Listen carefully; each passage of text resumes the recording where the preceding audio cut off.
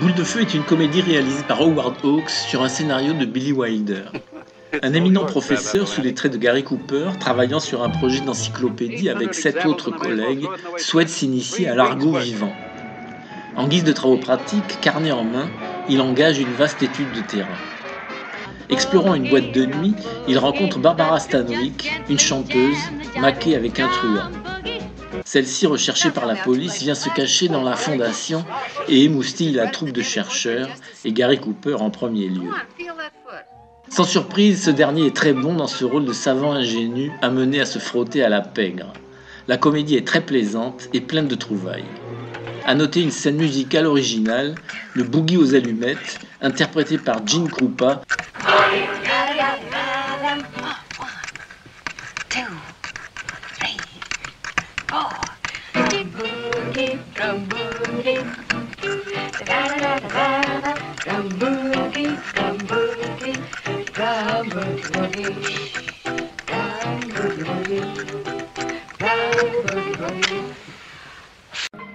Mademoiselle Vendredi est le titre français de cette très bonne comédie italienne réalisée par Vittorio De Sica.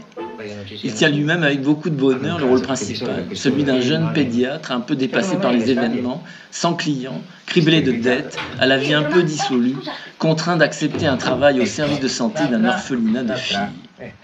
Par maladresse, il se fiance à une héritière un peu disjonctée, mais une idylle va naître entre lui et une belle petite orpheline, Mademoiselle Vendredi, jouée par Adriana Benetti. La jeune fille amoureuse fait une fugue et vient rejoindre à son insu Vittorio De Sica, qui lui-même est aux prises avec sa tonitruante maîtresse, une diva, magnifiquement interprétée par Anna Magnani. Malgré tous ses efforts pour l'empêcher, la jeune fille va passer la nuit chez lui. Cette comédie, pleine d'humour, peuplée de nombreux personnages cocasses et des plus délicieuses.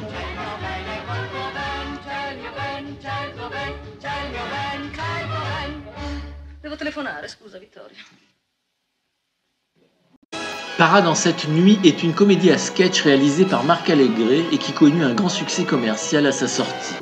La trame principale du récit concerne un grand caniche blanc nommé Pipo qui se retrouve à la fourrière et qui raconte à ses compagnons d'infortune ses aventures avec ses maîtres successifs. La distribution est plutôt relevée.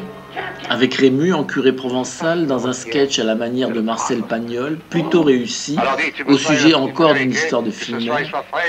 Avec Jules Berry en détective enquêtant sur un crime mystérieux et Jean-Louis Barrault en suspect. Avec Micheline Prel et Louis Jourdan dans une histoire d'amour tragique entre une jeune fille et un clown funambule. Avec Elvire Popesco dont l'infidélité est ingénument révélée par le pauvre chien qui en paie les frais. Avec Carrette enfin, en brave employé de fourrière au cœur sensible. Oui, monsieur, oui, il parle. L'ensemble est assez inégal, mais comporte quelques bons moments. L'abbé a embrassé Fanny. Vous avez embrassé Fanny? Et j'ai embrassé Fanny, mais enfin, c'est pas déshonorant.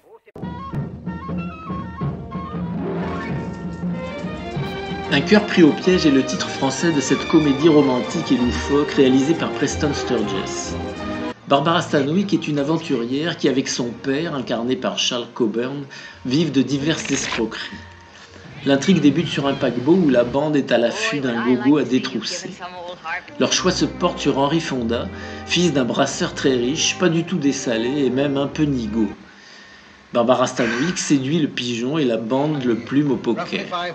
Mis au courant de l'entourloupe, Henri Fonda donne congé abruptement à Barbara Stanwyck, qui, comme de bien entendu, était entre-temps tombée amoureuse.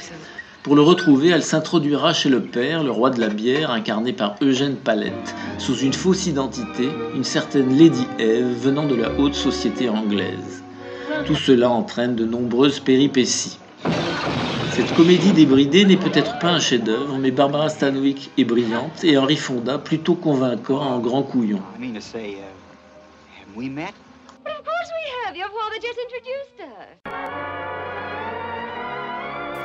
La femme aux deux visages est une comédie mise en scène par Georges Cukor.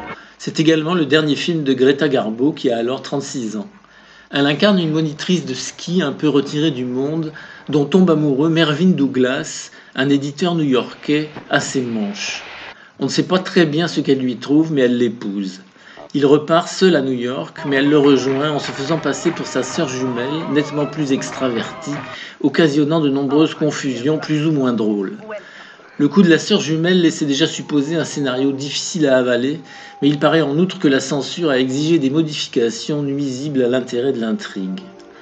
Malgré la présence de Greta Garbo, de Mervyn Douglas, de Roland Young en comparse, tous irréprochables, la comédie a un peu du mal à décoller.